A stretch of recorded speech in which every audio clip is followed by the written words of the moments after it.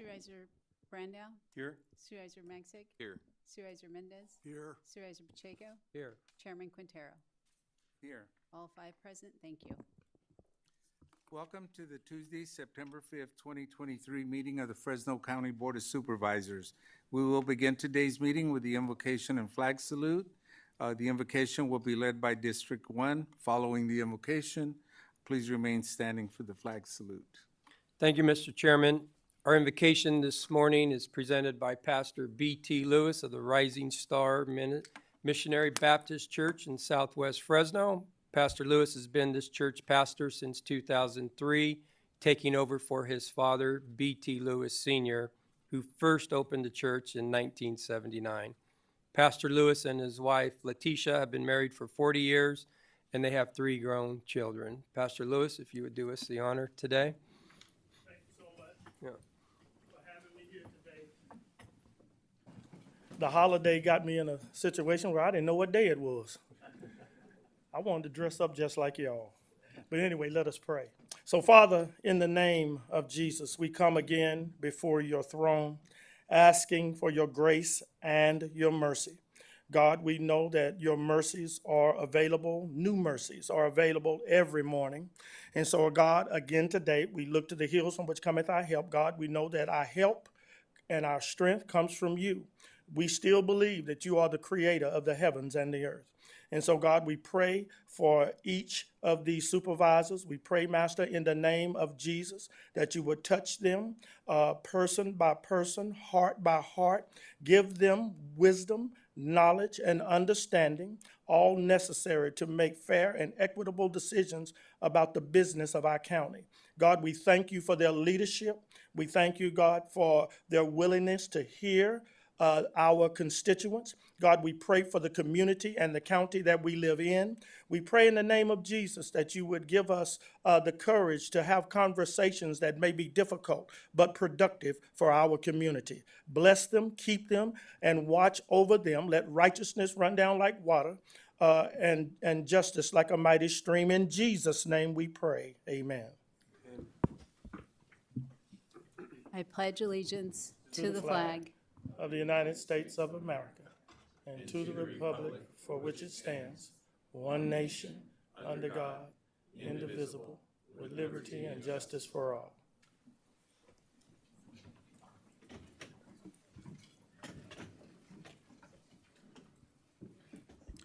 Agendas are located at the table in the back of the chamber for anyone wishing to follow along. Number 1. Item number 1, approve agenda. Are there any comments from the board members at this time? Okay. Seeing none, I will entertain a motion and a second to approve the agenda. Second. All in favor? Opposed? Motion passes. We now move to item number 2, approve consent agenda item numbers 17 through 38. Okay. These matters are routine in nature and are usually approved by a single vote. Are there any members of the board that would like an item removed or from the consent for discussion? Mr. Chairman, item 28, please. Okay, item 28. Okay. None others from the board? Any members of the public who would like an item removed for discussion? Okay. With that, I will entertain a motion and a second. Sorry. Items 4 and 8, please. Item 4 and 8? Those are on our regular, those are not on consent, they're No, on our those are, regular. those are part of the agenda. They're not the consent. Thank you. Thank you for testing us. Okay. Second. We have a motion and a second to approve the remainder of the consent agenda. All in favor? Aye. Opposed? Motion passes. Madam Clerk, at what time will we take up item 28 will follow item 4. 4? Thank you. You're welcome. We now move to item number 3, under Supervisor Magsic, proclaim September 2023 as National Suicide Prevention Month in Fresno County. Yes, and here to receive this today is Susan Holt and maybe some of her staff as well. But I know, suicide is a topic that not too many people really like to talk about, but it's something which has touched pretty much all of us. We've had a friend, a family member, unfortunately, that has committed suicide, but it's important for us to talk about it and some of the causes of it. So Susan, can you tell us a little bit more about this proclamation and why it's important to be mindful of this issue? Thank you so much, Supervisor Magsig. Very happy to do that. Chairman, members of the board, thank you for having us before you today to talk about the very important topic of suicide prevention. I'd like to have one of my colleagues, Division Manager Ahmad Barami, talk a little further in detail. I want to really lift up our team members who lead this work in our community every day. And with us also are members of our loss team, as well as our suicide prevention hotline. So Ahmad Barami will walk you through a little bit of the significance of this event. Thank you, and I'll keep this brief. I know you guys have a full agenda today, so we do focus and try to raise awareness around suicide prevention year-round, so I do want to make it clear that we do not solely do it in September, and I think it's because of the efforts that we take on throughout the year that in Fresno County, we've actually seen the deaths by suicide trending down, which is our goal. Our goal is to get it to 0. We've been able to finally get it under triple digits, but it's being able to highlight those discussions during months like this that I think has contributed to that. There's not any one thing that we can point to and say it's this program or this number or this event that has helped reduce the suicides in Fresno County, but I think it's a culmination and partnerships across the board and bringing in as many different sectors into this work. And so that's how I think we've been able to start to see that downward trend. We have our loss team that does postvention, does training, does a lot of that work. We have the Suicide Prevention Lifeline that handles all the call volume. While we've seen our deaths by suicide go down, we have seen the calls to the call 998 go up. That's a good thing. That means people are reaching out, they're getting the help and the support they need, and they're staying alive. We have 2 events. We have multiple events coming up this month, including one we're doing on Friday specifically, working with media and PIOs to try to help them understand better on what are the proper reporting efforts around suicide, things to say, things not to say, things not to stigmatize, things not to basically try to get clicks. We wanted to really be thoughtful in the work, but we have a number of other events that we have going on this month, including one I want to highlight on the 25th that we're doing at the Clovis Veterans Memorial District, touching on both recovery and suicide prevention. We are working with veterans, but we're also trying to target our young people in the ROTCs and JROTCs. And we have a special keynote for that, Mr. Tulam. Google him, YouTube him. 25-year military veteran, 18 years a Green Beret, and shares kind of his story of some of the struggles he had after his service, as well as the 4th annual statewide suicide prevention summit. That's a virtual summit. Fresno's been the lead of that for 4 years, and on the 28th that we'll be hosting that day long. We're also able, through our partnership with 6 other counties, provide free continuing education credits to professionals around the state, no cost to them. So it's a chance for us to continue to raise people's awareness, capacity, and ability to reduce suicides. Happy to answer any questions or.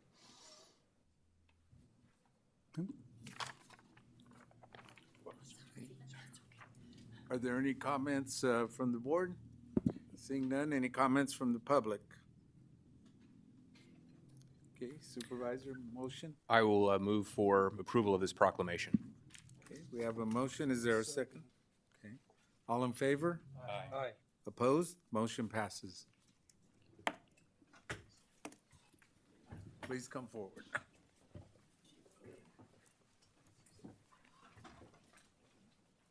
Again. Thank you. You got it. Thank you. Morning. How are you? Thank you. Thank you. Great presentation. Hi, how are you? Thank you.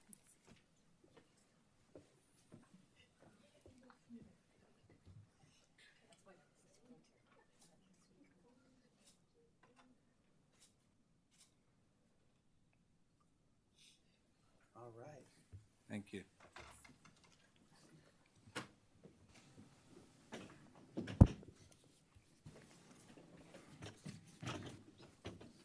We now move to item number 4 under Supervisor Brandow. Supervisor Magsig, authorize the Board of Supervisors to send a letter of opposition to SR 7 Federal Constitutional Convention Firearms, also known as the Right to Safety Amendment.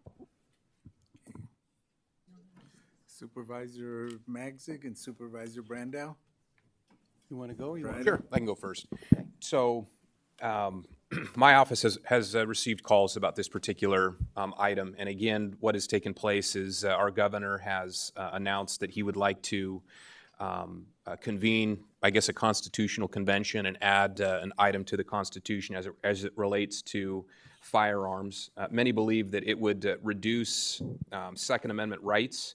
And I'll tell you right now, I think there's so much that needs to be focused on here in the state of California, as well as nationally. But again, sometimes there are positions that our state legislature, as well as the governor, takes that don't really reflect Fresno County, and more specifically, District 5 in this case. So I was happy to partner with Supervisor Brandow in regards to this, simply to send a letter asking the governor to focus on other issues at hand, whether it be homelessness, whether it be affordable housing, issues that really are affecting all Americans. All right, I'll jump in and try not to repeat anything that Supervisor Magzig said, but the governor wants to add an amendment to the United States Constitution. He's calling it the Right to Safety Amendment.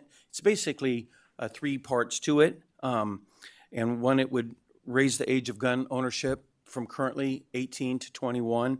It would ban assault weapons, and it would require universal background checks. And so I want to mention one little comment on each of those 3 major topics that he puts in his amendment. For starters, 18 is currently recognized as the age of adulthood for many applications in most states. Raising the age to own a weapon to 21 means that a young adult could be put on the battle to fight and possibly die for our country, but couldn't own his own rifle at home. And so that is just ludicrous to me. But the second one, regarding the ban on assault weapons, Governor Newsom doesn't define this in any meaningful way. So it's so subjective that some people can define an assault weapon by its color. And it, again, is very ludicrous. And then requiring universal background checks. The U.S. government already has a background check system. California participates, not all the states do. So if you're in California, you're already going through a background check. It would make it mandatory for all states. However, and the one that we currently have is called NICS, or NICS, National Instant Criminal Background Check System. But the government's own accountability office says that data shows that NICS is overburdened and grossly ineffective at preventing gun crime. So we already have, and it's not even being used by all the states. We already have a system for gun checks, and it's not stopping any of the serious gun crimes that they want it to stop. So, you know, I just wanted to say, this isn't going to happen. I think it's probably a campaign thing for our governor, because it would require 33 other states to join it. Most of the states are more friendly to the Second Amendment than the state of California. But I think it's important, and Supervisor Magzig and I have been talking about this, that the governor needs to know that even within his own state, there's some of us that really value our Second Amendment rights. So I'd love to hear from the public, if there's any members of the public who want to talk about this today, but I'm prepared to make a motion to oppose the governor's amendment to the U.S. Constitution. Any additional comments from the board? Okay. I want to thank my colleagues for bringing this forward and giving us additional insight in terms of what the governor is intending to do and bring forward. I'll tell you that for me, I believe that we need more information in terms of what they want to bring forward, and I need more details to understand fully what they want to take forward. And as Supervisor Brandow said, it's going to be a tough one to try and get past throughout the country. And I understand how important it is to share your voice and talk about the Second Amendment. But for me, my particular focus is more on trying to work more on strengthening our local economy, creating jobs, and just doing the best we can to make Fresno County the best. And so with that, I think it's, as always, we've been able as a body to agree to disagree. And today, for me, I will be abstaining on this because of the lack of specific information in terms of what they want to present. With that, are there any comments from the public?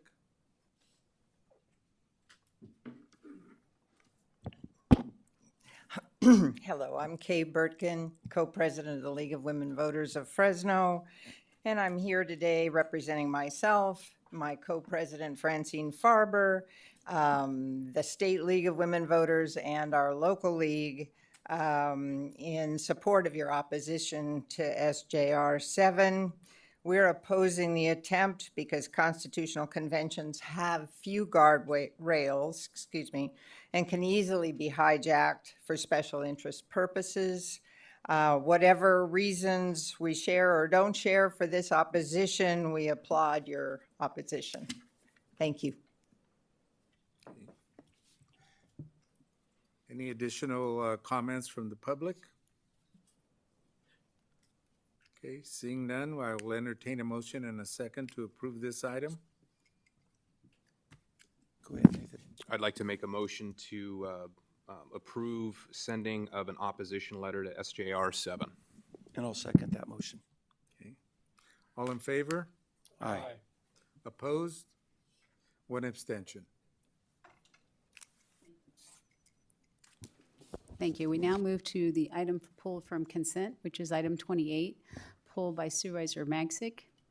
Under Internal Services, make a finding that it is in the best interest of the county to suspend the competitive bidding process consistent with Administrative Policy Number 34 for unusual extraordinary circumstances, as Quinn Company is the only authorized Caterpillar dealer allowed to work in the county service area. Mr. Burton, will you please talk to us about Sure. item 28? Brian Burton, I'm the Deputy Director of the Internal Services Department with Fleet Facilities and Real Property. Item 28 before you today is for maintenance of Caterpillar equipment owned by the county, mainly used by our roads department. Quinn is the only authorized sales and service dealer in our service area for this machinery. One of the advantages of using them is also that they offer the factory warranty with all parts that they install, even on equipment that is not under warranty. If you have any questions, we're available. Supervisor Magsic? Yeah, just a couple questions. So again, the equipment that we take to them aren't currently under warranty. So typically when you buy a piece of equipment, you know, the engine has so many hours that it's under warranty, or the chassis, maybe it has a 12-month warranty depending on use. So we're not talking about those types of pieces of equipment that are like a year old, correct? No, our new equipment comes with its factory warranty when we buy it from Caterpillar, which Quinn is also the warranty provider of all Caterpillar equipment.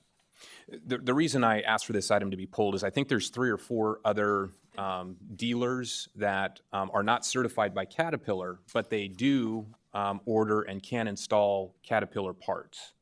Is that correct? I'm sure that there are other dealers that can order something from Caterpillar and install a Caterpillar part, but they are not an authorized Caterpillar dealer, and so they would not offer the labor warranty, and any warranty on the parts that they did install that were new would be warranted through Caterpillar. And this takes a step out of that process.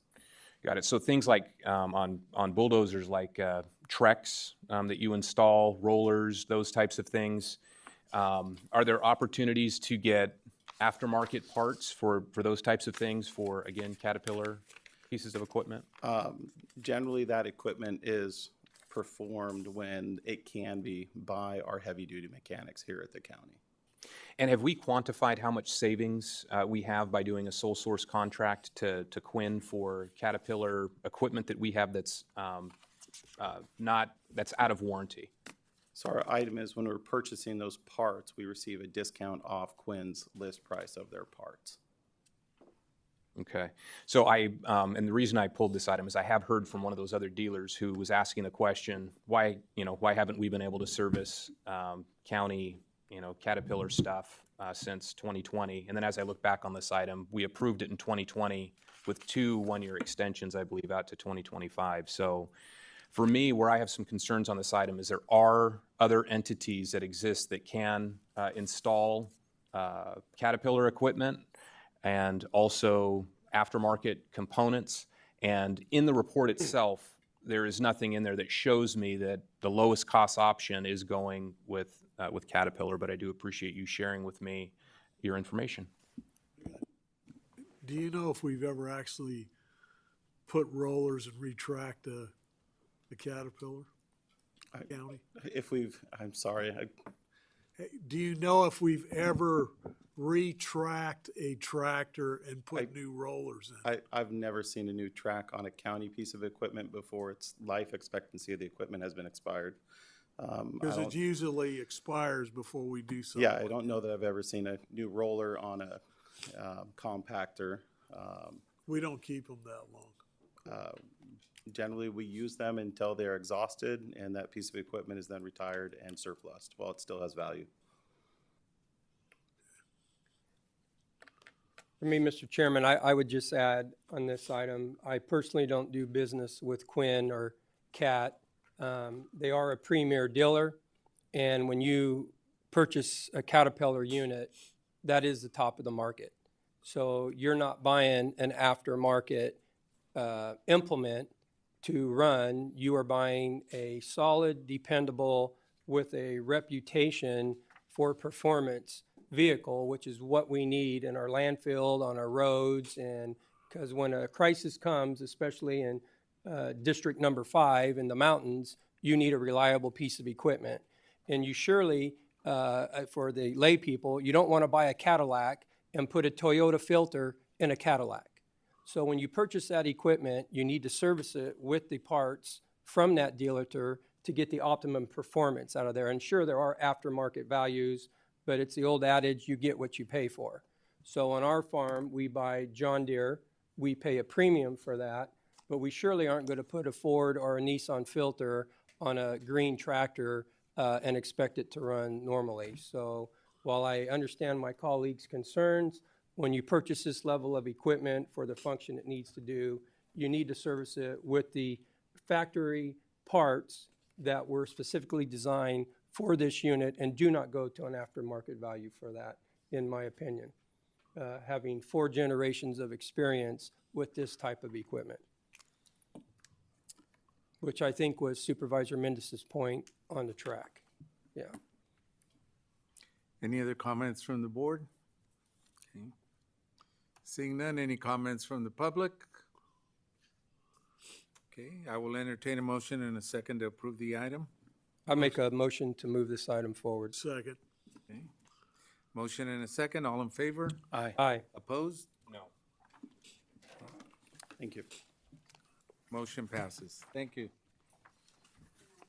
Item number Now return to our regular agenda. That concludes our consent items pulled from this morning. Under the Administrative Office, item 5, authorize the Board of Supervisors to execute a letter to state legislative delegation in appreciation of their support and work to secure funding for fiscal year 2024 community project requests.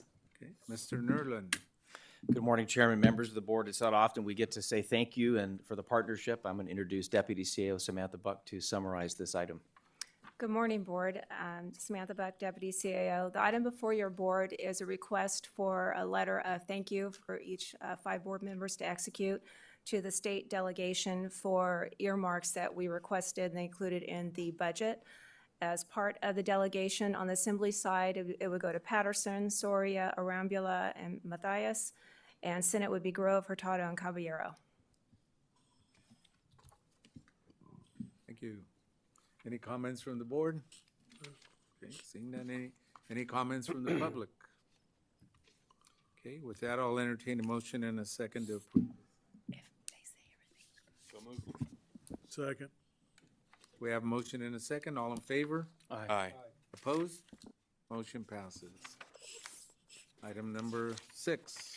We now move to item number 6. Under the Administrative Office, receive staff presentation on the County of Fresno Americans with Disabilities Act Transition Plan and receive any public comments and adopt and approve the County of Fresno ADA Transition Plan.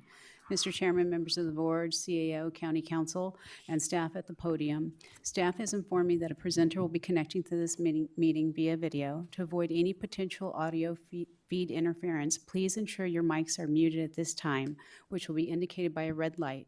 If any time you would like to speak, you may unmute your mic. However, once you have finished speaking, please remember to place your mic back on mute. Good morning, Board. Samantha Buck, County Administrative Office. The item before your board is to review and approve the countywide ADA plan. And the plan is a requirement under Section 504 of the Vocational Rehab Act and also the ADA. Joining me here today is Trent Sunahara. He's from Blue Dag, which is the software company that we utilized in this project, and he is familiar and an expert in all things ADA accessibility. So he's available for any technical questions that your board may have. Now, for the format of this presentation, I'll provide an explanation of the plan and its purpose, discuss priority setting for barrier mitigation, open it up to questions from your board, and then ask for approval of the plan. The plan before your board includes an inventory and assessments of county facilities, sidewalks, curb ramps, crosswalks, and pedestrian signals, parks and trails, and programs and services. Staff completed assessments on approximately 3,500 miles of roadway, 118 facilities, and 29 parks and trails, with the purpose of the plan to identify obstacles that may limit accessibility for individuals with disabilities, provide a detailed description of the methods used to make them accessible, and then also specify a schedule to achieve compliance. The data from the assessment was compiled and a list of features was identified that are inconsistent with the standards and codes, which includes approximately 7,000 identified barriers that may limit access to individuals with disabilities. And what this 7,000 number means is, so for example, if staff was assessing a bathroom, a public-facing restroom, anything found in that restroom not in line with the code counts towards that 7,000 number series. So for instance, if a towel dispenser was installed too high, if a soap dispenser too low, everything counted towards that 7,000 number. Now, as part of the county's efforts to identify and address accessibility barriers, a technical advisory committee was put together comprised of staff from our office, the County Administrative Office, County Council, ISD, Public Works and Planning, and then also we have inside each county department, departmental ADA liaisons. The purpose of this committee is to assist with the decision-making process related to accessibility utilizing the following priority ranking. First, addressing those grievances that we receive from the public. Second, physical locations that have been identified as problematic through the assessments. And then county-owned and operated buildings, parks, and trails with a high level of traffic from the public. Fourth, street right-of-ways and other roadways and all pedestrian facilities within these areas. Public comment was held, and any comments received will guide future barrier removal and accessibility projects. The finalized barrier removal schedule is contingent upon availability of funding, with the plan being reviewed and updated annually. This concludes the presentation. I'm available should you have questions. Did you want to add anything to that? Thank you, Chairman. Thank you, Sam. The only comment I'd like to add is just there's a lot that went into the completion of this project, and I'd like to applaud Deputy CAO Samantha Buck. She also worked closely with ISD and Public Works and their team to assess every county property, our county roads, and to have a plan going forward. So I just want to applaud you and the team, but outside of that, I have no further comments. Thank you. Okay. Any comments from the board?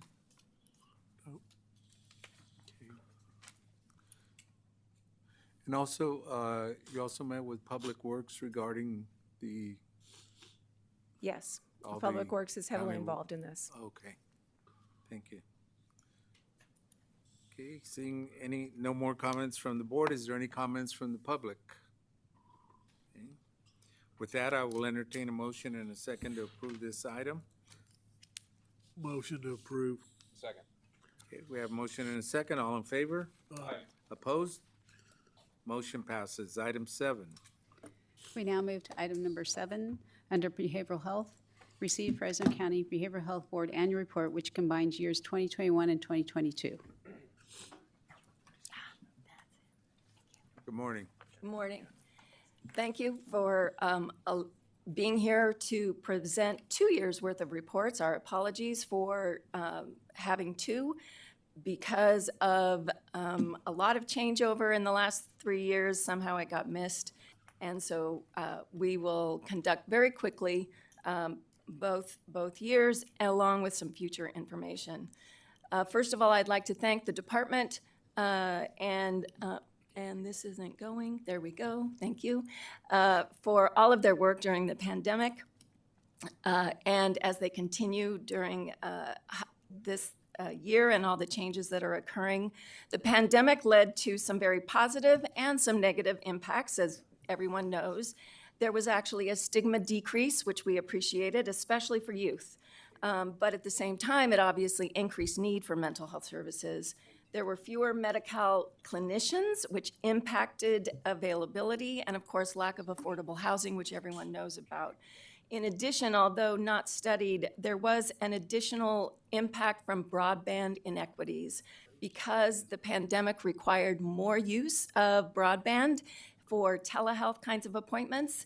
And our county in the rural areas, this is an issue. And so I'd like to remind you that it is needed out there.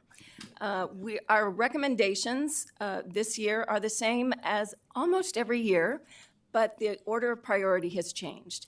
And our top priority this year is to support recruitment and retention of behavioral health professionals, including fiscal incentives and technological flexibility.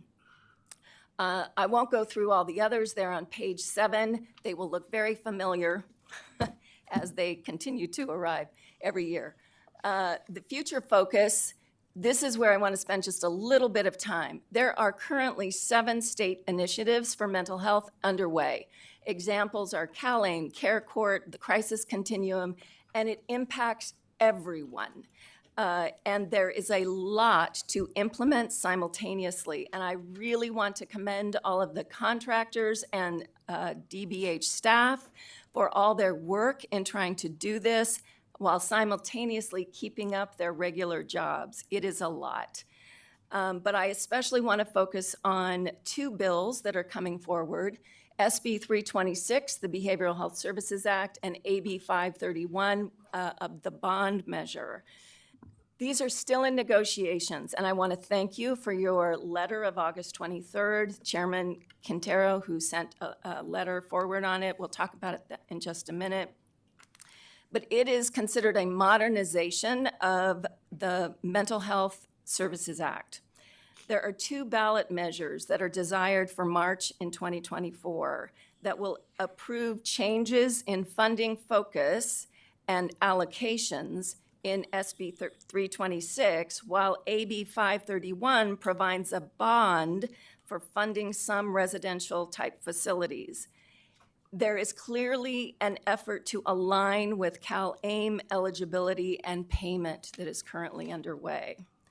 So the current allocations are not a big surprise. The state has 5%, the county has 95%, and the bulk of it went to community services and support, which is where our FSP, or full service partnerships, and housing also is.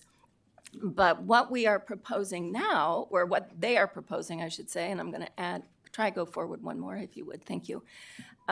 We are, now it is 10% to the county, 90% to 10% to the state, 90% to the counties. And you'll see here that there are some important shifts. Behavioral health and supportive services is 35%, and that's where the bulk of early intervention, workforce education and training, capital facilities and technology needs, innovative health pilots, and prudent reserve are all in that 35%. Full service partnerships are pulled out completely at 35%. And they will also focus on some additional needs that include the substance use disorder population, and then housing interventions at 30%. These are 50% of those funds are for chronic homeless and encampments, and 25% for capital. So there is a little flexibility since the for the funding. There have been some amendments but it's on a declining basis for the next 10 years. You can go ahead and go forward. And it can occur only every 3 years. So the big city mayors see this as added funding for substance use disorders and chronically homeless. And there are some good things about doing that. The bad thing about doing it is that there are no new funds, which you saw on the previous slide. And the excellent letter that was sent by Supervisor Quintero to Senator Eggman really highlighted many of the issues. And since then, there have been 2 more hearings. And as of Friday's last hearing, there have been 2 changes that have actually improved it a little bit. One is that a work group to form to address revenue volatility has been added, and those would provide recommendations to the governor. The second thing is that they have brought back the coupling of some portions of SB 326 and AB 531 to be part of the ballot measure. So that's the good news there. But it is a very complicated bill. I'm not even covering the bulk of it, just the highlights. And to give you an example about it, the Secretary of State estimates an addition of 54 pages to the March 2024 Voter Information Guide. So be aware that that's a lot to read for the public. And your continued support and advocacy to improve the bills, we greatly appreciate and hope you will continue to do that to the very last minute. Thank you. Any questions? Any questions from the board? Okay. Thank you, Brooke, for that report and for the hard work to put everything together. We appreciate it. And let all the board members know that for us, please. Okay, thank you, I will. Are there any members of the Behavioral Health Board here? Yes. You are. Would you like to make a comment? You're never at a loss for words at the meeting. But thank you for all your hard work, though. Thank you. I want to thank the board as well. Great report, and it's a great board to work with. So this item was to receive the annual report. No motion is required. Madam Clerk?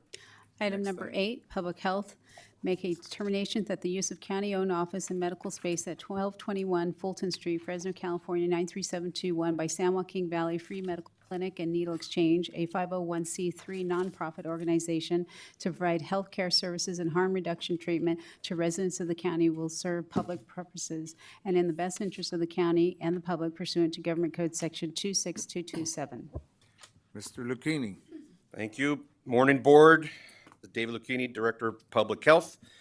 I'm just going to go through some highlights on this item, and then we have folks here from different departments and CBO to answer your questions. So to start with, the Departments of Behavioral Health, Public Health, and Social Services would like to collaborate on a pilot program with the San Joaquin Valley Free Medical Clinic and Needle Exchange. This program will provide holistic services, which includes medical care related to the complications of injection drug use. It also includes medication-assisted treatment to assist individuals who are ready to stop their substance use. They will also provide Narcan and test strips for fentanyl to prevent overdoses. In addition, there will be harm reduction treatment services, including needle and pipe exchange. This assists with the reduction in the utilization of used needles, especially in the community. These services will reduce the number of infections that would later require treatment in overcrowded emergency rooms. And you know we've talked that over and over this past year on overcrowded emergency rooms. We need to reduce the number of patients going to emergency rooms, and this is one way to do that. These services will also lower the risk of blood-borne pathogens, such as hepatitis B, C, and HIV/AIDS. Departments of Behavioral Health and Social Services will participate in helping develop more holistic strategies that connect individuals to available services. There will be behavioral health professionals available through the access line operated in the network of the Department of Behavioral Health. There will also be community health workers to support these connections. Clients will be able to access housing navigation, Medi-Cal, CalFresh for food and security issues, CalWorks, employment services, general relief, as well as other available benefits through Department of Social Services. As the program evolves, public health will also look to include screening and treatment options for STDs and HIV/AIDS, as well as linkages to prenatal or perinatal services. In order to ensure that the pilot program is working, several metrics will be tracked to measure success, and they include some of the following. 1, tracking the number of unique clients served and the number of patients who accept treatment. 2, identifying and tracking resources to which program participants were provided linkages, including treatment. Monitoring participant trust in harm reduction or medical clinics. That's a major issue, is building up trust. Tracking the number of health professionals receiving training in the field through this program. Increased encounters with DPH, DBH, and DSS staff addressing identified health and social service needs, and also tracking the number of medical services provided by the program that otherwise may have been provided at the local emergency department. Ultimately, success of the program will hinge on whether clients utilize all the available services and if emergency situations are reduced. Additionally, connecting clients with treatment services with the goal of reducing or ending the use of needles to inject drugs. This pilot program will be effective for 2 years upon execution. It will open only on Saturdays from 12 to 4 at the Bricks Building. In conclusion, and some of this is props to Director Bouguet, there is a piece of this that we are already doing, so this is not something new. Approval of this item would give our staff and clients better access and move these services in a better space while leveraging services that are already happening. Furthermore, this is a program that can help lift the strain on local hospitals and clinics that, as you know, are already over capacity. Getting this clientele to other services offered by public health, behavioral health, and social services also helps provide holistic care. Finally, this partnership leverages our resources into providing a more cohesive program. With that, we're going to have questions. In the audience today, we have our interim health officer, Dr. Vora. We have Director Holt for behavioral health, Director Bouguet for social services, Dr. Lasher, and Dr. Zweifler representing the community-based organization. Questions, board? And they're all in the back over here. Any questions or comments from Very the board? shy. Thank you. Okay. Supervisor Magzik. So it's my understanding that Supervisor Pacheco had an opportunity, I'm not going to steal his thunder, but had an opportunity to go out and just see the great work that is taking place by a lot of our different nonprofits. So I really appreciate what's being attempted here today, because I think when we have different programs working together for people who not only, many of them may be homeless, some of them have addiction issues. When we provide wraparound services, I think that's great. Where I have some challenges with this item is the needle exchange portion only. But I do have a couple of questions as it relates to that issue. The first one is, are individuals who come to exchange needles through this program, are they going to be allowed to use on-site? No, that's a great question. This is not one of like those safe user sites that you may have seen in other cities. That is not this program. It's just exchange. And then is there any data that's available? Because I know needle exchange programs have been taking place, for over a decade. Is there any data that shows that needle exchange programs actually reduce drug use? We're going to have one of our physicians answer that question because it's a common question. And they're all debating to see who's coming up.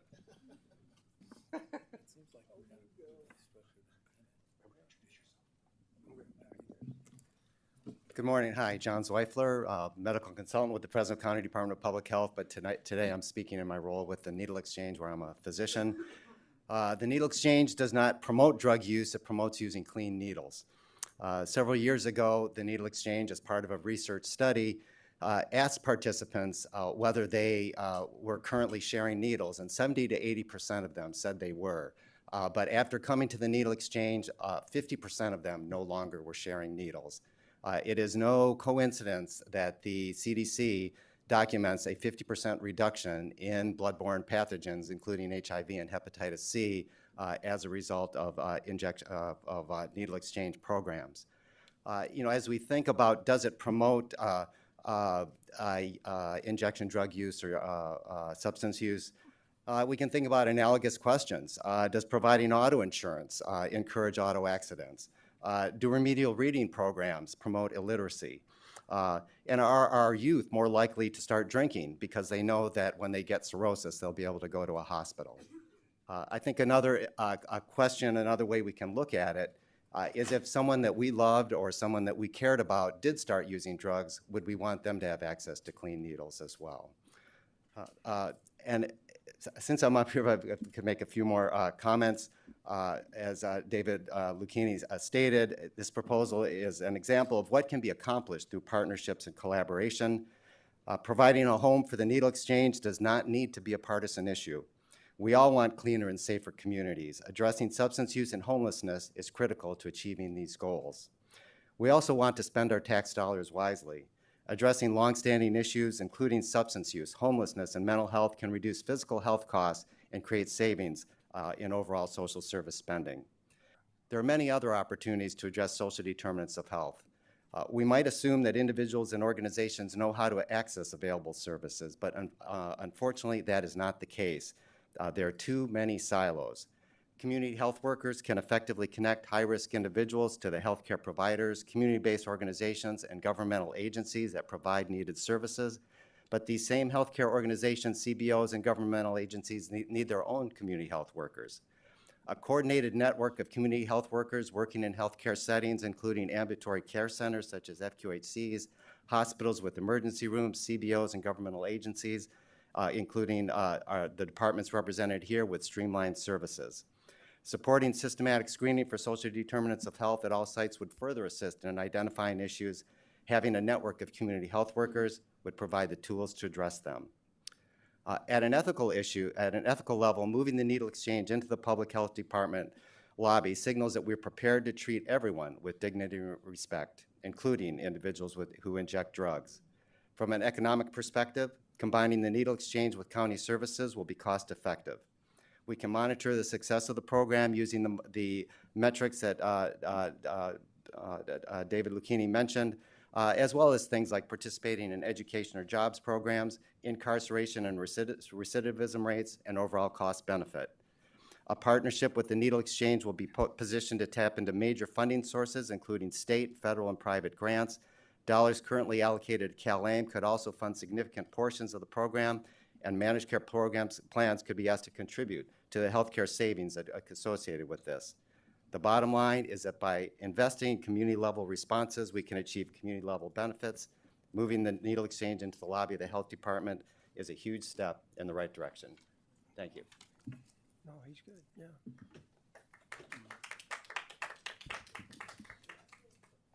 Any other questions from the board? For the public. None? Seeing none, any comments from the public?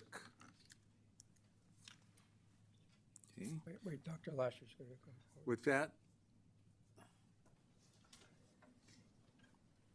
With that, we'll have a comment from the public. Hi, my name is Mark Lasher, Dr. Lasher, and I live in the 93701 zip code. I'm the president of the San Joaquin Valley Free Medical Clinic and Needle Exchange.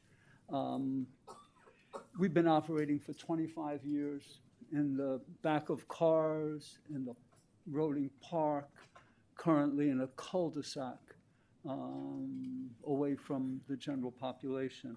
But things have changed since the last time we came up before the board 22 years ago.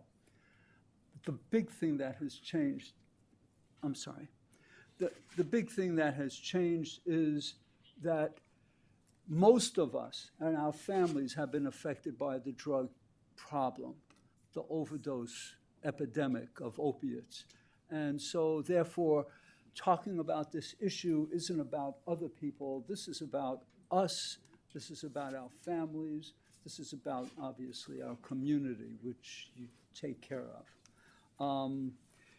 To answer your question about, Dr. Zweifler did very well. There's the seminal study by UCSF back in '93 by Peter Lorre. It was called The Public Health Impact of Needle Exchanges. And we have a copy of that study in our website, along with the county grand jury report, very similar in that time. And those things you could actually access by looking at our website under the resources section If I could hand this, okay,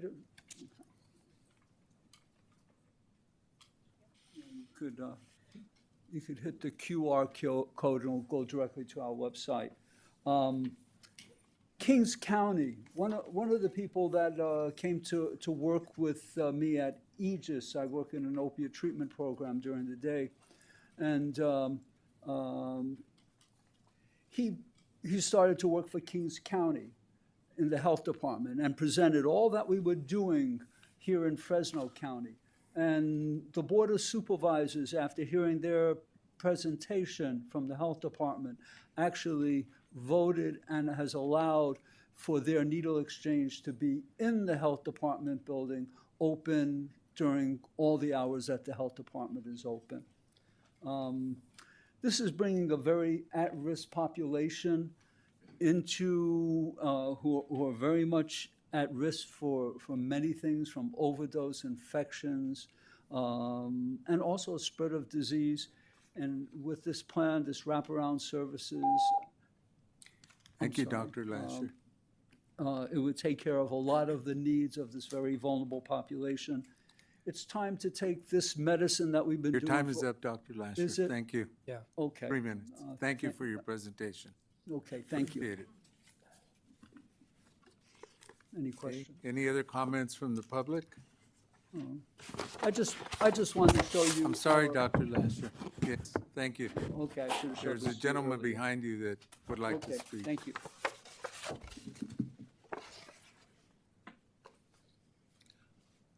I'll keep it very brief. I'm not much of a public speaker.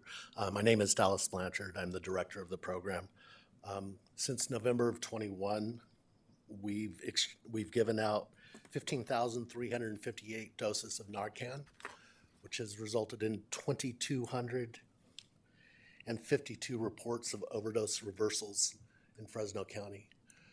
In the last 6 months, we've handed out 3,000 fentanyl test strips for folks to test their drugs to see if there's fentanyl in it. We're saving lives, and we're saving the county millions in healthcare costs. Thank you. Any other comments from the public? Seeing none, I will entertain the motion. Good morning. I'm a community member, Rocio Madrigal, and I think as they said earlier, this is not bipartisan. We are saving money. We are saving lives.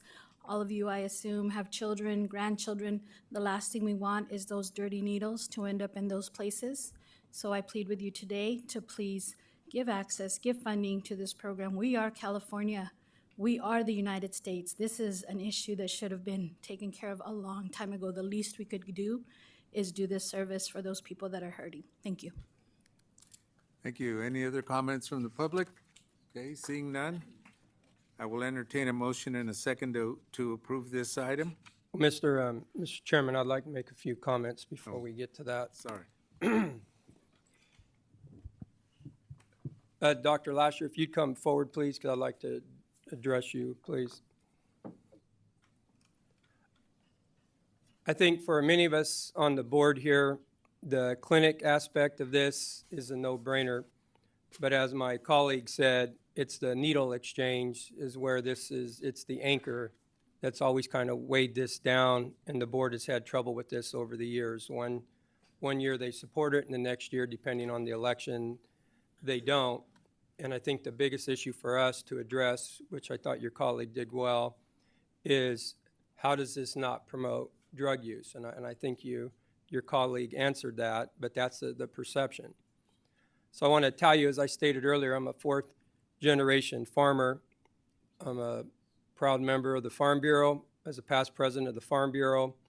And I first became acquainted with your program over 20 years ago because your program is located just down the street from the Farm Bureau business. And I got to tell you, growing up, it always had a negative connotation towards this program for what the people don't understand, and that's just what we were raised with. But it wasn't until I personally visited your operation on a Saturday, as my colleague stated, to see firsthand the workings of your program that, for me, my perceptions began to change. And what I saw is this program grants access to medical care to the most vulnerable and the most underserved in our community, and does so with dignity and respect. It's a low barrier program that's helping people and reduces the burden of these people seeking this in the ER. And you're providing that service. And what I saw that day is this program has people coming from all walks of life, from 14 years old clear up to 80 years old. It doesn't matter your income, your background, whatever. It's all different people and shapes and sizes we're coming in to this. And I believe it's making a difference. And with the exchange for clean needles, I think it keeps people from going to the hospitals. And I believe you're saving lives. And as the lady said earlier today, it prevents the improper disposal of dirty, used needles that are going to be found in our parks or schools or other places visited by our children or just community members at large, because the people that I saw there, they're not going to go out and buy a Sharps container and dispose of them the proper way. This program gives them an opportunity to do that. And I believe in my research that my staff done is you collect over 1 million used needles a year that would otherwise be found in our general environment. So, but the move is needed into a brick and mortar. Right now you operate outside and it's in an RV, and as electeds, we're referred to as public servants. And the reason I asked you to come forward, because what I witnessed that day, to me, altered my perception, and you are the true public servant, because you have dedicated your life for decades, not a year, not a month, for decades, to help these people, and you've done so for little or no money at all on a volunteer basis, to be there every Saturday for over 20 to 30 years for no pay.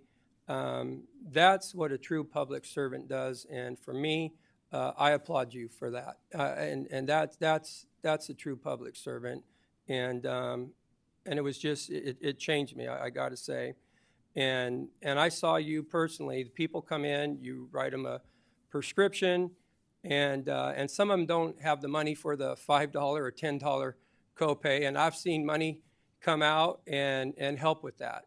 And for a person not getting any money and still helping people, that's it's just amazing. And what I also witnessed, there's people coming there from the food bank to help give these people food. They're used to it. They come to it. It's kind of like a one-stop shop where you exchange your needle. You take them off the street.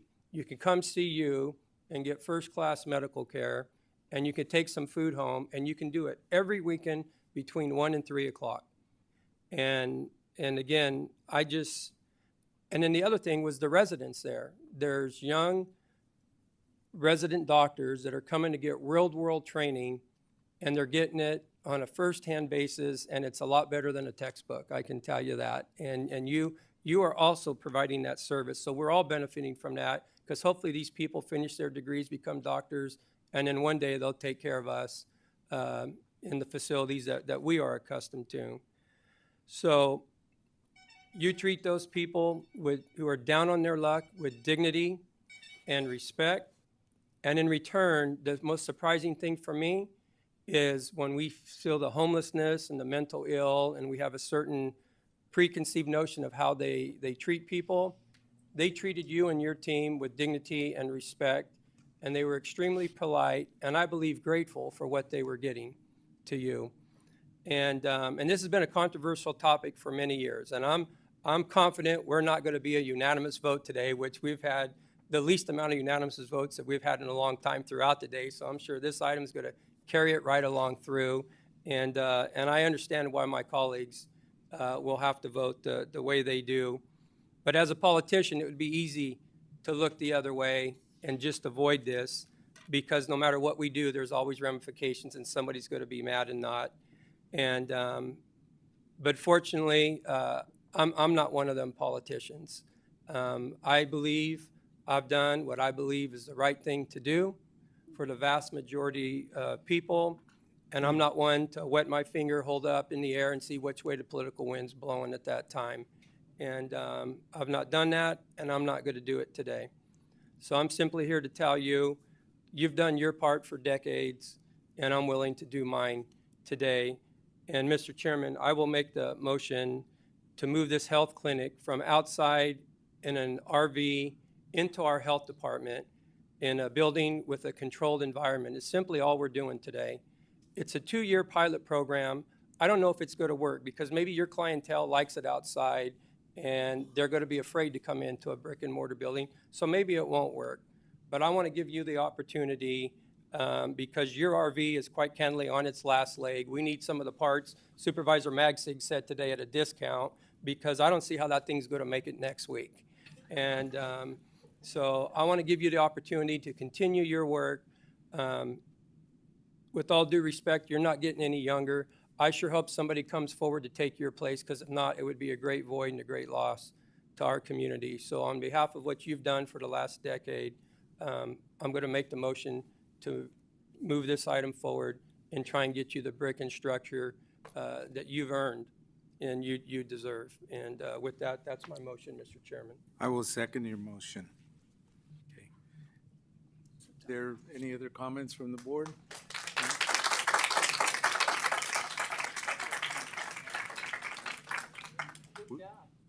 We have a motion and a second. All in favor? Aye. Aye. Opposed? No. Opposed. Okay, motion passes. 3-2 with Supervisor.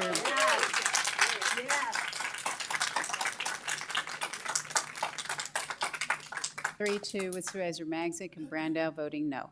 Thank you. We now move to item number 9, under Public Works and Planning, conduct first hearing to amend Fresno County Ordinance Code Title 17, Divisions of Land, Chapter 17.92, Clovis Development Fees applicable within the sphere of influence of the City of Clovis and a schedule of fees. Good morning, You're Mr. not- Chairman, Not members Steve of the White, board. but we will accept. I'm Mohammed Korsan with Department of Public Works and Planning. The item before you today is the first hearing to consider amending Fresno County's Ordinance Code Title 17, Chapter 17.92, to approve the City of Clovis's updated development fees for the fiscal year 2024 that would apply to discretionary development projects within the city's sphere of influence. This amendment is to fulfill the county's obligation per the 2017 MOU between the City of Clovis and the County of Fresno to charge the city's development fees to discretionary development projects within the city's SOI.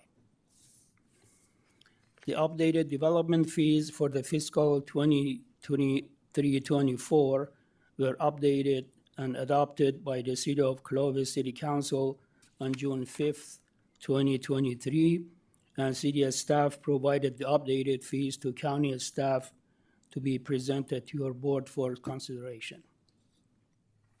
The staff report to Clovis City Council, the City Council resolution, and the updated fees are included in your agenda packet. If your board is inclined to approve the updated fees, the staff recommends that your board take actions listed in the staff report on the recommended actions. The second reading of the ordinance is scheduled for October 10th board hearing. If your board adopts the proposed ordinance following the second reading, the amended fees will become effective 60 days following the adoption of the ordinance. That concludes my report, Mr. Chairman. City of Clovis staff is in attendance to answer any questions regarding the city's updated fees. Thank you. Any comments from the board? Okay, any comments from the public? Okay, with that, I'll entertain a motion and a second to approve the item. I'll move for staff's recommendation. All in favor? Aye. Opposed? Motion passes. Thank you. We now move to item number 10, Board of Supervisors Committee reports and comments. Any committee reports from the board? Buddy? No reports? Mr. Chairman, I don't have a report, but I have a comment. I would just like to say that today, my predecessor, Supervisor Phil Larson, today is his 90th birthday, and I wish him well on his 90th birthday. Yeah. Thank you for that. Yes. And, yeah, happy birthday, Supervisor Larson. Great man.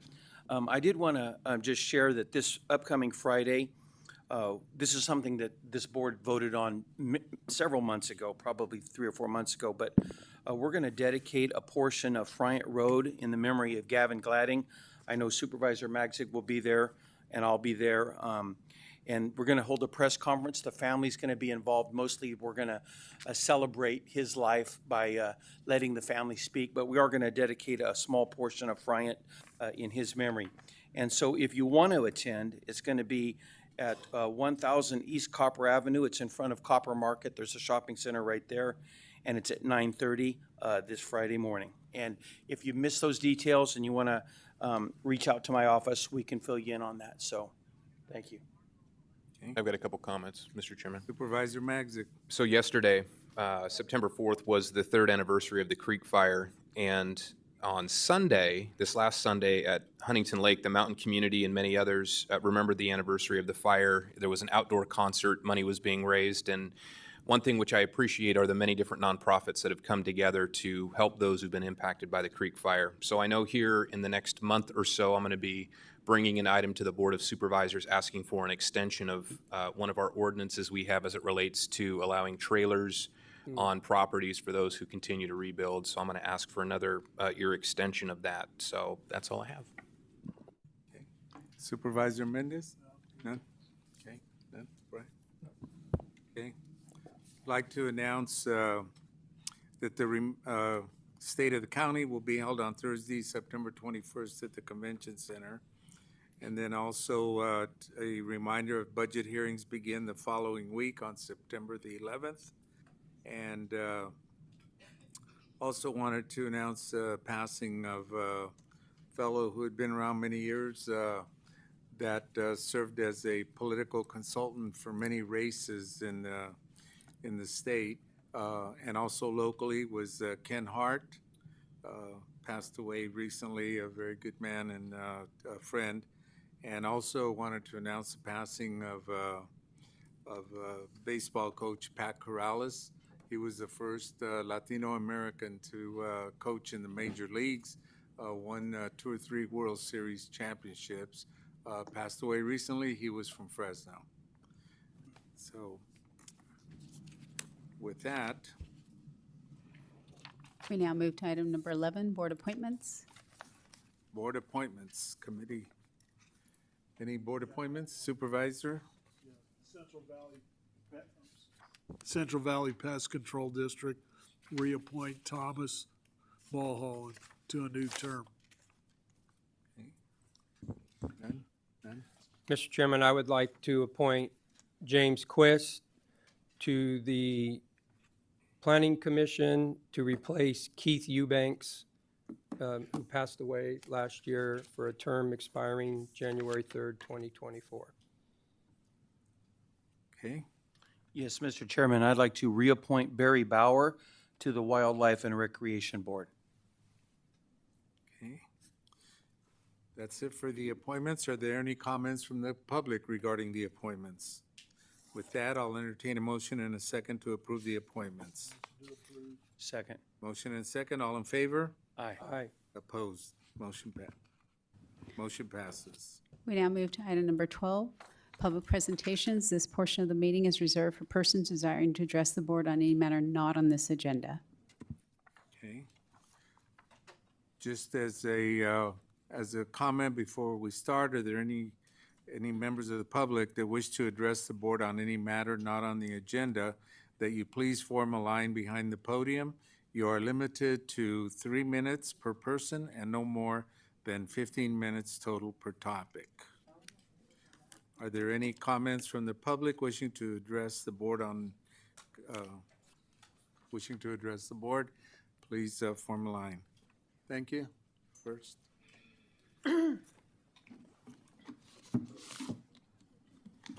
Ready? Okay, hi, hello, my name is Olga Valle, and I am an IHSS worker and also a member of SEIU 2015. Also a member of the negotiating team. And I'm here today to deliver petitions that the Fresno County community has signed in support of IHSS workers. The community supports us getting better wages and better health care. And my question is, why don't you show us your support with your actions? And, you know, usually it is a little different up here.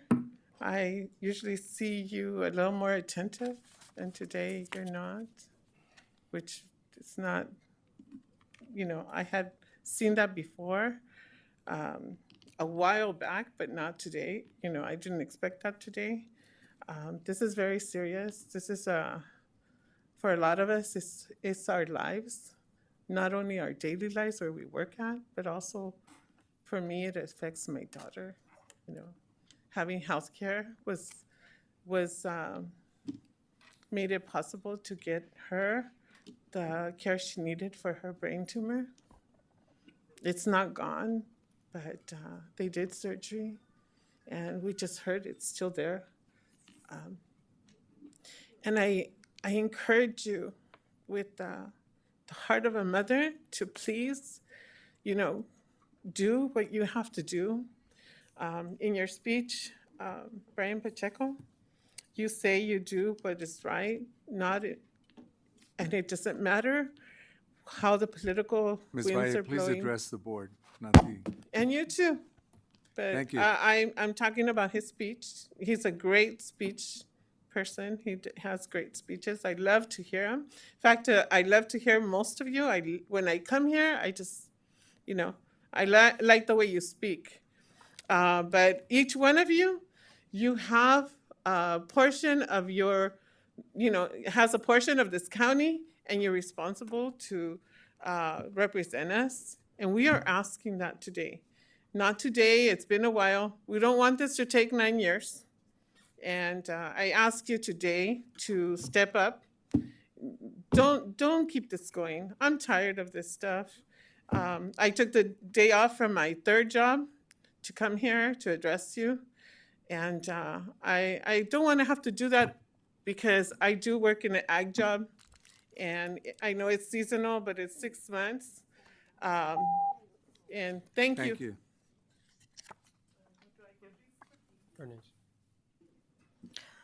Buenos días, mi nombre es Ofelia Ochoa, vengo de la comunidad de Mendota. I come from Mendota community. Entré justo cuando el supervisor Brian Pacheco estaba hablando en el tópico número 8. When Brian Pacheco came in to talk about Me topic number 8, gustó la forma que estaba hablando de he was corazón speaking from his heart. y de esa manera le And in that pido way, I'm atentamente que nos apoye to support us en la comunidad de in the Mendota. community of Mendota. Si es posible que If nos it's pueda possible to buscar fondos para esta comunidad. Funds for this community. Los doctores están yendo de la clínica, The doctors are leaving the clinics los there. maestros, The teachers. necesitamos fondos, We need funds. necesitamos de la ayuda de nuestro We supervisor need Brian help from Pacheco our supervisor, Brian Pacheco. y más que nada en nuestro more programa de IHSS. The program for HISS. Queremos el aumento de $20 We la want an hora. increase of $20 an Queremos mejor el servicio de salud. hour. We want better, Por health favor, services. supervisor, no nos vamos a rendir, vamos a seguir We're not going to give up. peleando, We'll continue fighting abogando por lo que for what necesitamos. we need. Y pues le pido de favor atentamente que no se le olvide nuestras comunidades rurales. Y también le agradezco mucho su trabajo que ha hecho, que está ayudando y pues solo seguirle pidiendo el apoyo, por favor, a todos ustedes. From all of you. Okay, gracias. Thank you. Que Dios los bendiga. You have a good day.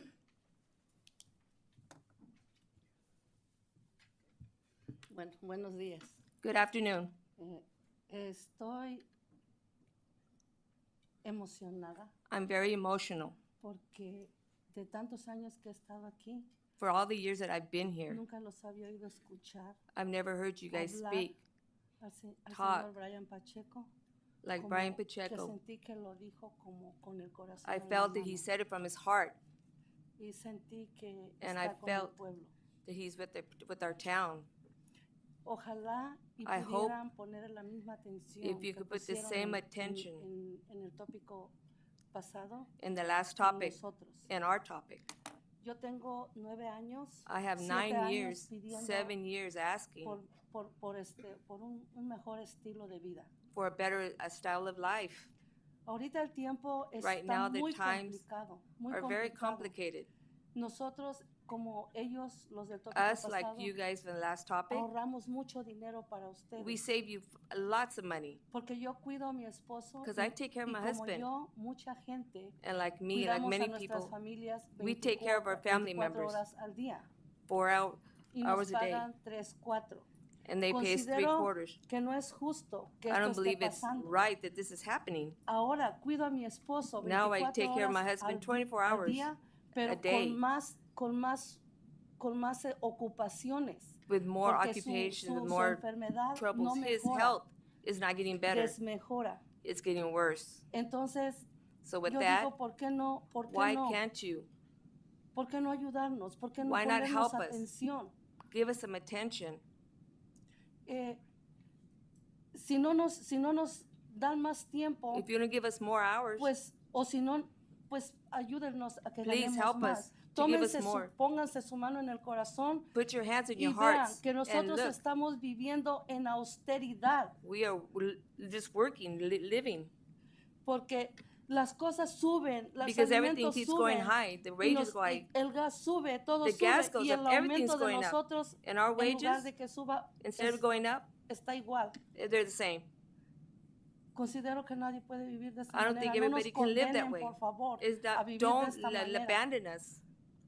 Hace unos días fui a la Just a tienda few days ago, I y went una to the store, señora, una and a mujer lady que trabaja para el HSS that works for IHSS, estaba comprando 4 jitomates, she was buying 4 tomatoes, 11 chiles 11 chilies, y una bolsa de frijol para darle and de a comer bag a of sus beans hijos. to Un give food jitomate to her era her para children. ponerle a la sopa de sus hijos. One El onion to otro put in era the para soup for otra her kids, salsa and some more for some salsa. y los últimos 2 eran para hacer una cena para su And the last familia. 2 just to make a dinner for her No family. es posible que estemos viviendo nosotros It's así. not possible that we're Nosotros living como, like that. como directivos de la Us as de la directors mesa directiva de la from Unión, you guys of the union, nosotros visitamos a las we personas visit the people, y nos damos cuenta de la and we situación que see the estamos viviendo. situation that we're in, Y yo misma la estoy viviendo. and I'm living it. No dejen, por favor, no Please don't leave permitan us. que nosotros llevamos Don't una allow vida, that to porque happen. nuestra labor es Because una our labor, labor grande, porque It's a estamos big labor what we cuidando do, vidas. because we take care of lives. No dormemos, yo no We don't duermo. sleep. I don't sleep. Tengo una compañera que tiene a I su have mamá, somebody that a friend that la has tiene their que estar mom. cuidando, She's cuidando gotta a be ver si taking of her. respira o no. She has to keep watching if she's breathing. Igual yo a mi esposo. Same for me as En my este, for my mes, en husband. este mes pasado se me In ha this caído last como month, 3 veces. he's fallen Y 3 estoy en el times. hospital y si lo And llevo I'm in al the hospital, hospital, a and mí if no I me take him to the pagan. hospital, they don't pay me. A mí no me pagan. They don't pay me. Si a mí no me pagan, pues If they consideren don't pay en que me, pagarnos un please poquito, que consider, nos paguen un give poquito us a little mejor bit more para money, que make a podamos better guardar pay, dinero so we can para, save some money para esas, for para that esas type of cosas. situation. Yo quisiera ser atendida y que I dijeran, would like que to nos know dijeran that, lo mismo that you guys que tell les us the dijeron same, al del tópico número 8. that you tell us the same response you gave topic 8. Por favor, yo les doy las gracias y, Please, I give you guys many thanks. señor Steve Randall, Steve Random, usted es el supervisor de mi distrito. you're my Y yo estoy muy supervisor for our agradecida con district, usted porque mi and área I'm es very un área grateful with you. limpia. Gracias. Thank you.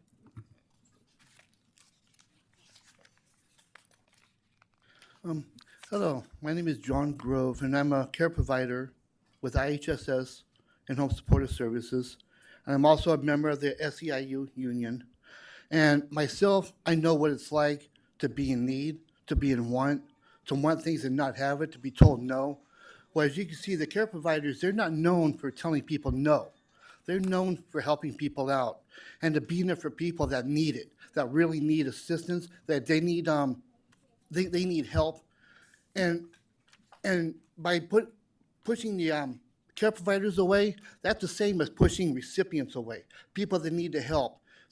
And instead of, what we all really need to do is work together as one unit, as one team, to help all these other people that really need it, that might not be able to drive to a hospital, might not have ways of getting around, and need assistance from other people to help them go to a grocery store, help them go to places they need to be because they aren't able to do it for themselves, okay?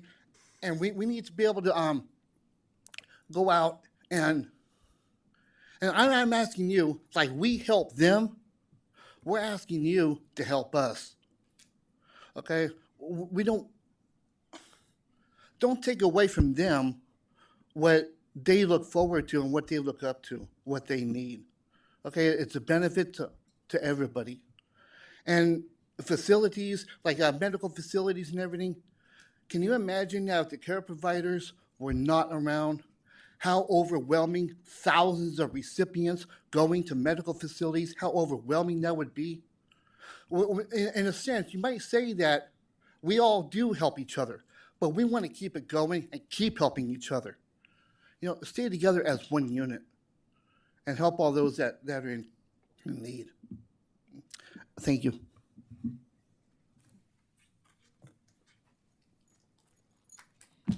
Good morning. My name is Debbie Darden. I am a resident of West Fresno, standing in support of the IHSS workers. Please understand, $16.10 is a livable wage for those who serve as a youth.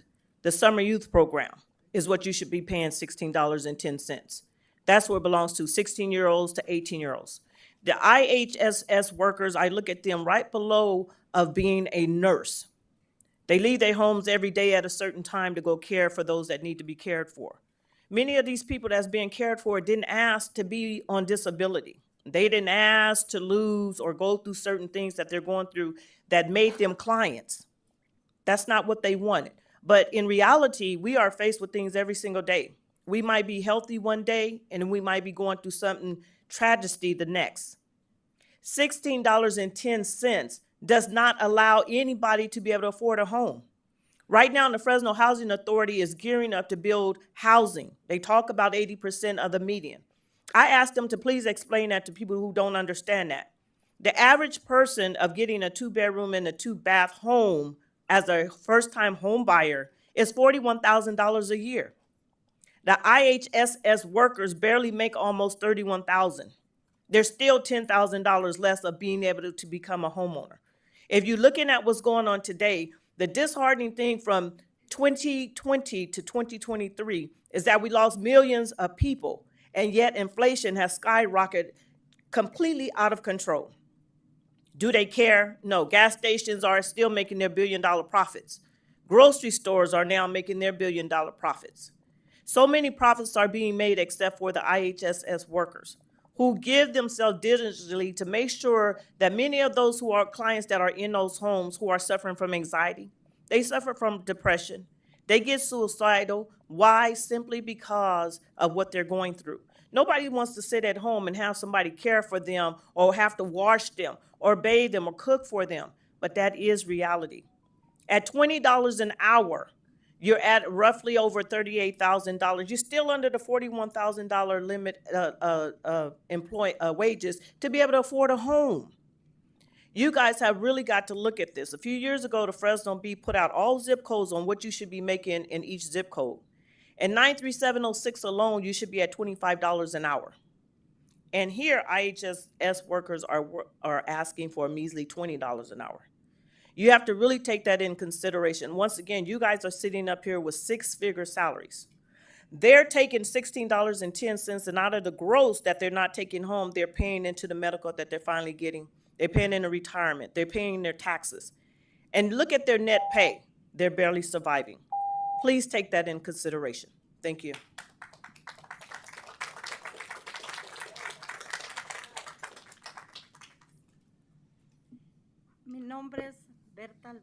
My name is Berta Alvaro.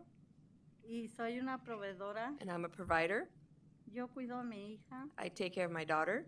Yo necesito I need de ustedes, from you all, de todos ustedes, from all of you, que por favor that please se fijen look en esta necesidad que todos tenemos, in the necessity we all que have, es de la que les están hablando ahorita. the ones that are talking to you.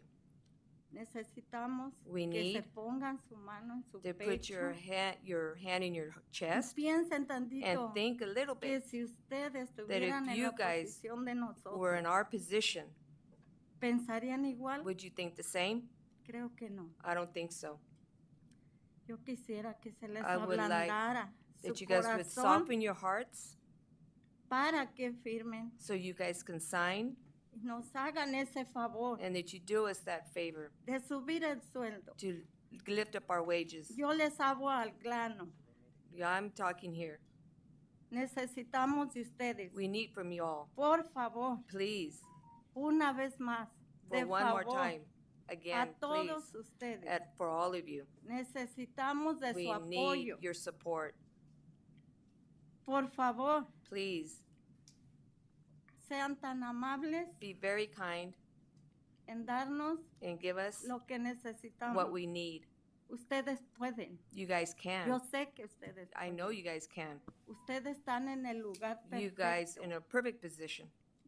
Por favor, Please, una vez más, one more time, si pueden if you can, aumentarnos el precio, se los lift our wages. agradecería mucho. We would be very grateful. Ese sueldo es necesario. That Todas esas increase is familias necessary for all those families sufren that are suffering hasta para ir a comprar el frijol. to even go buy beans. Gracias. Thank you. We're past the 15-minute time limit. It's passed, okay. I thought Yes, it was- thank you. I appreciate it. Mr. Chairman? I just have a Yes, quick, excuse me. yeah. Excuse me. Actually, you probably allow that last speaker. We have to allow double time when we use interpreters. Okay, one more speaker then? Excuse me, I did allow double time. Did you? Yes, I did. 24 minutes? No. They get 6 minutes for interpreter, and so I was tracking them.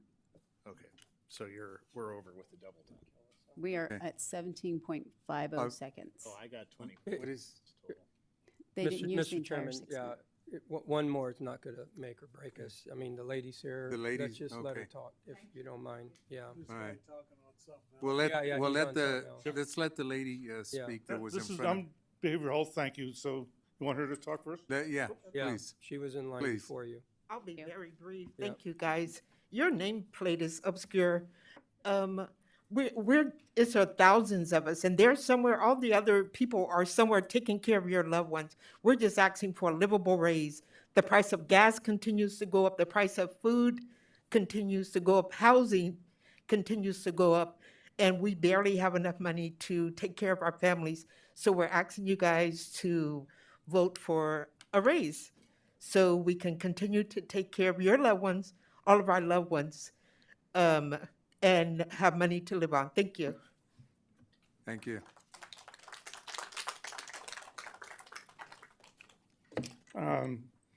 Chairperson Quintero, Board of Supervisors and County Staff. My name is Paul Cumming. I work in the Admissions Department of Everwell Health Systems, an unlocked residential treatment provider for people with serious mental illnesses. We appreciate our inclusion in Fresno County's behavioral health care system of providers. Everwell has been growing the next generation of modern therapeutic communities for nearly 10 years to bring lasting recovery in an ever-changing healthcare environment. We contract with many counties to provide integrated services in 7 residential community environments. We are grateful and excited as our partnership with Fresno County has grown to serve the most vulnerable and provide modern, effective behavioral health care in the least restrictive and dignified settings. We are proud of our staff who are responsive, friendly, and caring as we accomplish our mission. Everwell will continue to focus on reducing the social burden of restrictive care on individuals in recovery by providing opportunities to experience the essentials of everyday life so people can focus on healing. Everwell also encourages the board and Fresno community to visit our healing community enclaves for a tour, to share program accomplishments. Fiscal year 2022 to 23, which just ended, Everwell's contracted amount was for 29,000 bed days. We admitted 7 new residents. We facilitated 9 planned discharges, 2 of which were from the previous year. The total fiscal year 2022-23 approved budget was $6 million. Fiscal year 2023-24, a total of 30,000 bed days is available under the contract for new referrals. We facilitated 10 planned discharges. The total fiscal year approved budget is $6,500,000. And for the fiscal years 2024 and 25, the approved budget is $7.5 million. Thank you for your time, attention, and commitment to this important partnership. Thanks. Thank you, sir. Okay, that will conclude our public comment. Is there any comments from the public wishing to address the board on closed session items 13 through 16? Okay. Seeing none, Mr. Cedarboard, County Council, will we have anything to report out, or can we adjourn following closed session? Mr. Chairman, we do not anticipate any announcements out of closed session, so if the board chooses, they may adjourn following closed session. I can't. Okay, with that, I'll entertain a motion and a second to adjourn following closed session. We have a motion, a second. All in favor? Aye. Motion passes.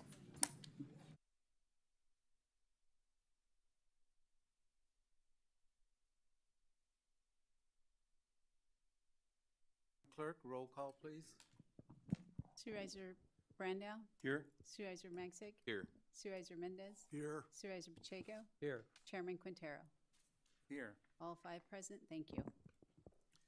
Welcome to the Tuesday, September 5th, 2023 meeting of the Fresno County Board of Supervisors. We will begin today's meeting with the invocation and flag salute. The invocation will be led by District 1. Following the invocation, please remain standing for the flag salute. Thank you, Mr. Chairman.